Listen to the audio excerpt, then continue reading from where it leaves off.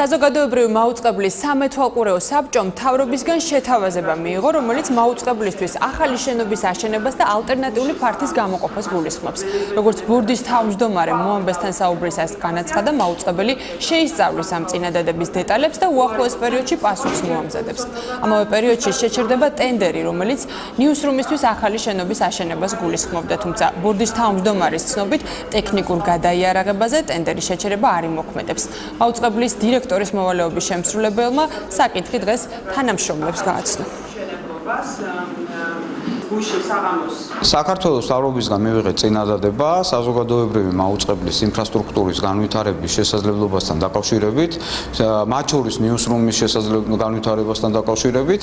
მოგეხსენებათ, რომ ჩვენ გვქონდა გამოცხადებული ტენდერი, მაგრამ ეს შესაძლებლობის ხელიდან გაშვება ჩავთვალეთ, რომ არ იქნებოდა სწორი, შესაბამისად შევაჩერეთ ის ტენდერი, იმიტომ რომ დავაზუსტოთ ეს პირობები, რაში მდგომარეობს, ვაწარმოოთ მოლაპარაკებები, დროებით არის ამ შეჩერებაზე საუბარი. ბიუჯეტში გათვალისწინებული არის ნიუსრუმის აშენება და ეს არ შეიცვლება. ნიუსრუმის მართვის ნაწილში გრძელდება იმ პროექტის განხორციელება, რაც იყო შემუშავებული ჩვენს კონსულტანტებთან ერთად და ინერგება თანამედროვე მულტიმედიური ნიუსრუმის მართვის მეთოდები.